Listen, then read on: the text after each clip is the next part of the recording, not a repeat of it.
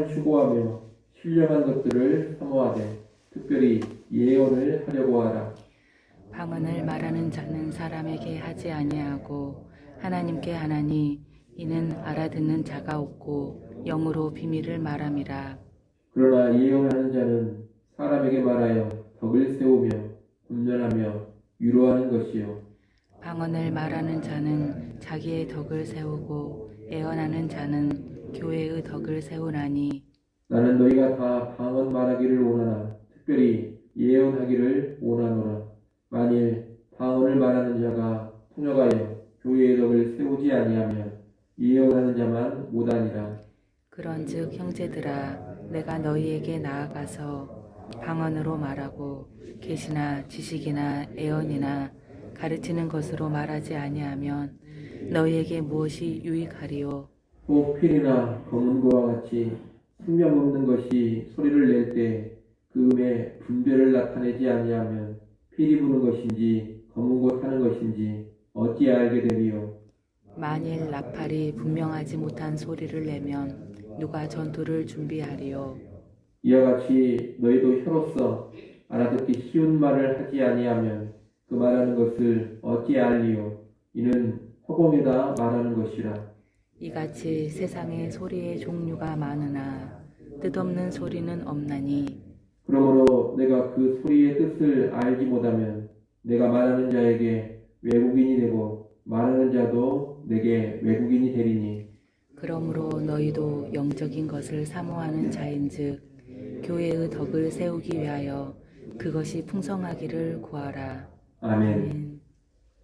바울은 은사에 관해 말하는 고린도전서 12장의 마지막 절에서 너희는 더욱 큰 은사를 사모하라. 내가 또한 가장 좋은 길을 너희에게 보이리라. 그렇게 말했습니다. 그 뒤에 13장에서 가장 좋은 길에 대해 설명을 했습니다. 은사를 활용하는 최선의 길인 사랑에 대해서 설명을 한 겁니다. 그리고 이제 14장에서 더욱 큰 은사에 관해 논하기 시작합니다. 은사는 모두 성령이 주신 것이요 모든 은사가 다 귀합니다. 본질적으로 어떤 은사가 더 우월하고 또는 더 열등하다 이렇게 말할 수 없습니다. 하지만 은사의 기능과 연관해서 더 큰 은사가 있습니다. 이 더 큰 은사의 기준은 사랑과 공동체입니다. 사랑의 마음으로 다른 사람의 유익과 공동체의 덕을 공모하는 은사가 진정으로 큰 은사인 것입니다. 1절 말씀을 한번 보십시오. 1절 말씀 같이 한번 읽겠습니다. 사랑을 추구하며 신령한 것들을 사모하되 특별히 예언을 하려고 하라. 아멘.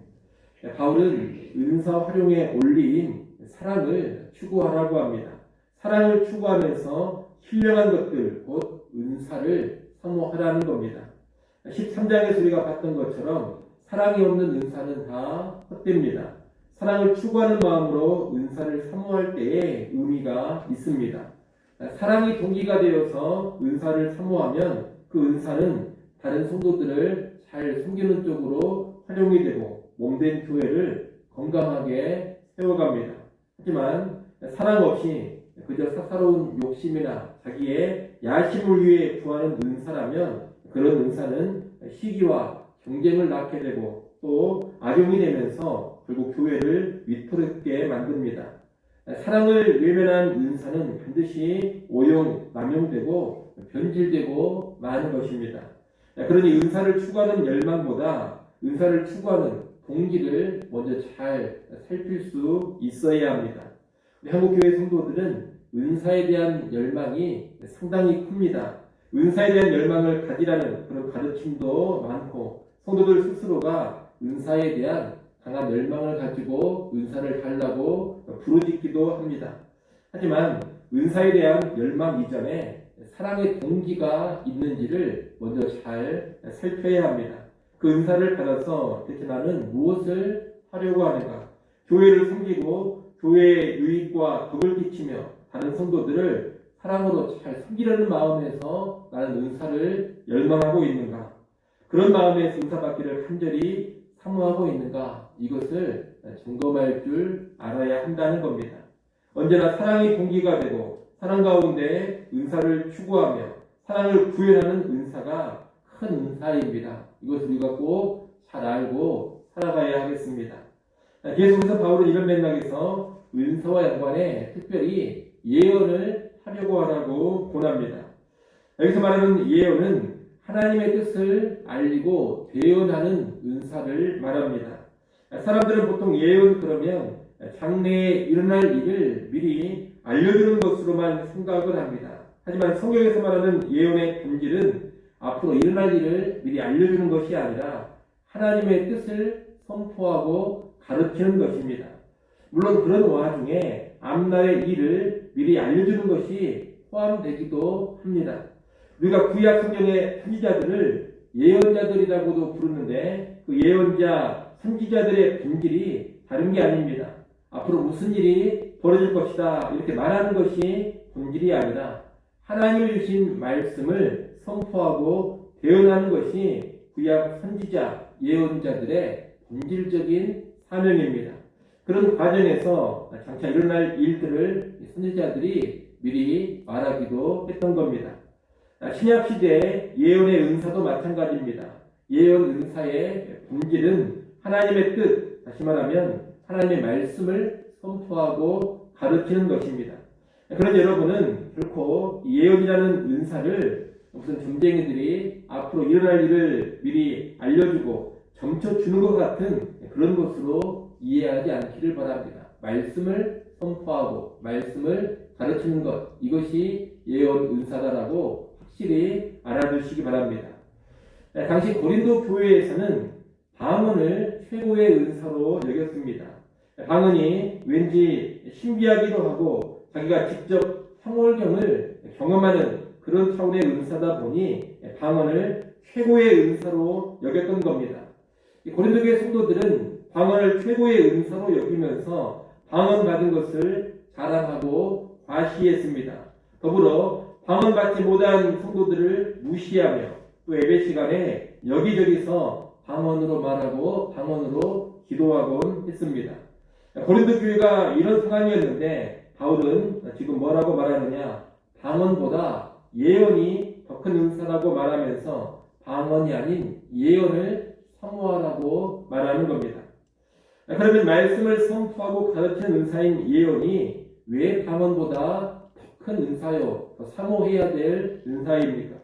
다른 이유가 아닙니다. 이 방언이라는 은사는 교회 공동체에 별로 유익이 되지 않기 때문입니다.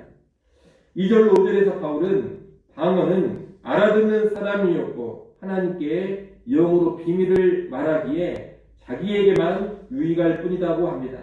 이런 방언은 통역이 되지 않는다면, 다시 말해 다른 사람이 알아듣고 이해할 수 있는 말로 전달되지 않는다면 공동체에 아무런 도움도 되지 않고 유익도 되지가 않습니다. 이어지는 6절부터 12절 말씀을 볼 때에도 바울은 공동체에 유익이 되지 않는 방언의 모습을 악기와 외국어의 예를 들어서 설명합니다. 생명이 없는 악기도 명확하게 의미 있는 소리를 내서 사람들이 알아듣게 해야 합니다. 전쟁 때 쓰는 나팔 소리나 북소리도 다 의미 있게 울려야 합니다. 그래서 군사들이 소리를 듣고 이해하고 움직여야 합니다. 그런데 만약 무슨 소리를 내는지 모호하고 알아듣지 못하게 울리는 그런 악기가 있다면 그 악기가 무슨 유익이 있겠습니까? 생명이 없는 악기조차 이해하지 못하는 소리를 낸다면 아무런 유익이 없는 겁니다. 외국어를 들을 때도 마찬가지입니다. 내가 하나도 알아들을 수 없는 외국어를 듣고 있다면 그것은 말하는 사람이나 듣는 사람에게 아무런 유익이 없는 겁니다. 예배 시간에 기도하거나 말씀을 선포하거나 찬양을 하는데 서로 알아듣지 못하는 그런 언어로 하고 있다면 그 예배를 통해서 성도들은 아무런 유익을 얻을 수가 없습니다. 결국 바울이 6절부터 12절에서 하는 말은 무엇이냐? 함께 모여있는 공적인 예배의 자리에서 방언으로 말하거나 방언으로 기도하는 것은 공동체, 교회에 아무런 유익이 없다는 겁니다. 이 방언이라는 은사는 그저 개인 차원의 영적 유익을 주는 것뿐이요. 그 개인 차원의 영적 유익마저도 제한적인 것입니다. 방언은 개인의 정신과 마음, 이성과는 대비되는 이해할 수 없는 영적 차원의 말입니다. 그래서 방언하는 사람이 자기가 방언을 하면서도 무슨 말을 하는지 스스로 깨닫지도 못합니다. 그러니 개인의 이성과 정신에 유익을 주지 못하는 겁니다.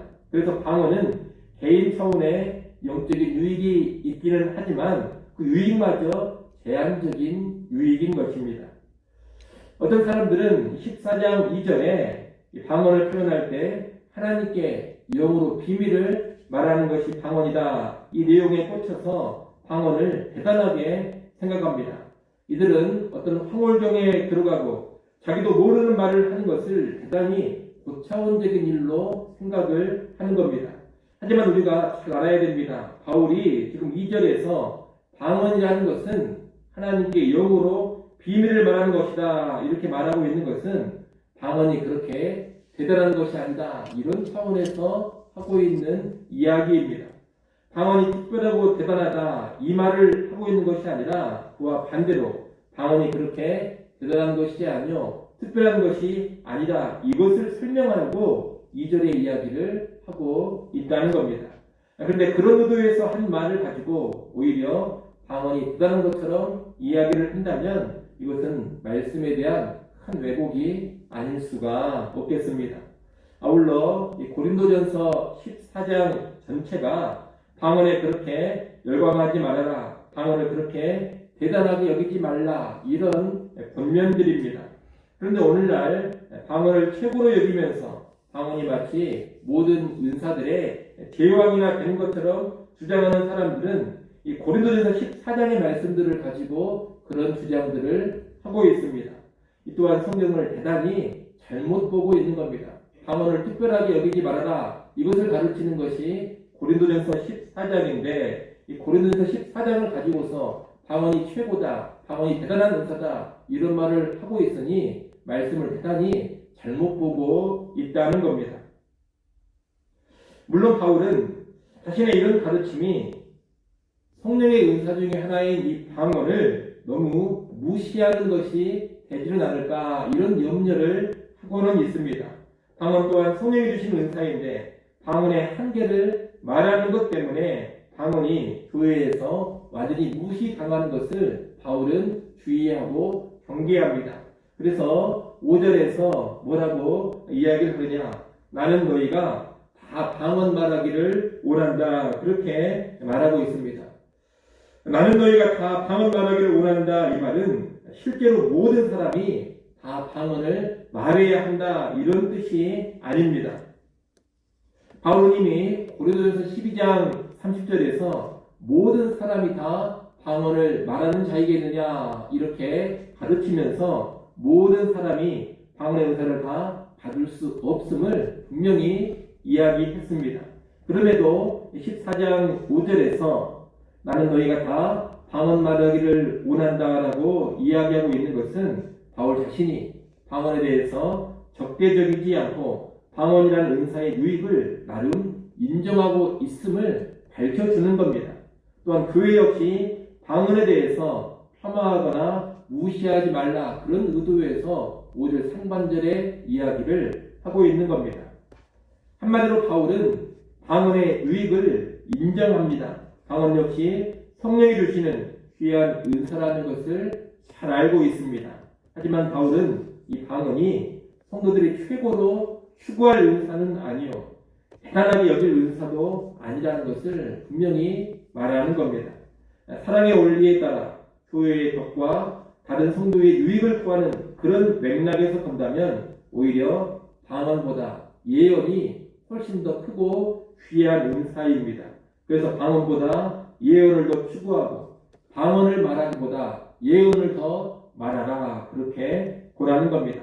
다시 말해 알아먹을 수 있는 말로 하나님의 뜻을 선포하고 가르치는 일을 교회와 성도들은 또 중요하게 또 우선적으로 추구해야 한다는 겁니다.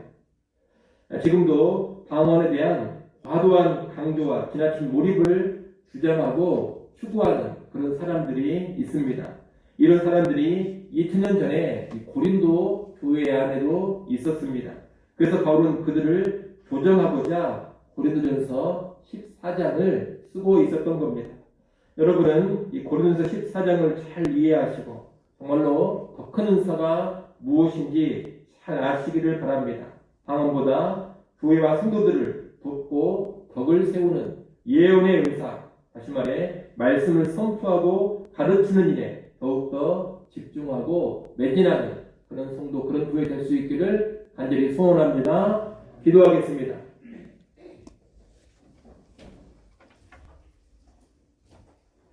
하나님 아버지, 알아먹을 수 없는 방언의 은사보다 알아듣는 말로 하나님의 뜻을 선포하고 가르치는 예언의 은사를 더 사모하고 더 추구하라는 사도 바울의 권면을 보았습니다.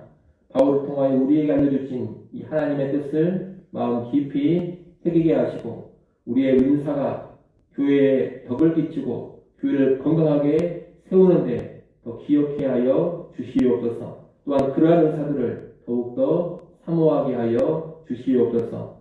우리 교회 안에도 알아먹을 수 있는 말로 하나님의 말씀을 선포하고 가르치는 일들이 더욱 왕성하게 일어나게 하시고 예언의 은사가 교회 안에 풍성하게 나타나게 하여 주시옵소서. 그래 교회의 덕이 차고 넘치게 하시며 교회가 말씀 가운데 더욱 건강하게 성장해 가게 하여 주시옵소서.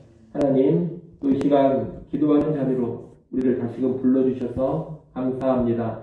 우리의 모든 힘들을 주께 맡겨버리게 하여 주시옵소서. 모든 염려, 우리를 돌보시고 인도하시는 하나님께 맡기게 하시며 평안 누릴 수 있기를 간절히 원합니다. 이 새벽 시간 우리와 우리의 자녀들, 가정과 교회를 위해, 나라 민족을 위해 간절히 기도하게 하시고 우리 기도 가운데 하나님의 일하시는 능력을 체험해 가게 하여 주옵소서. 예수님의 이름으로 기도드리옵나이다. 아멘.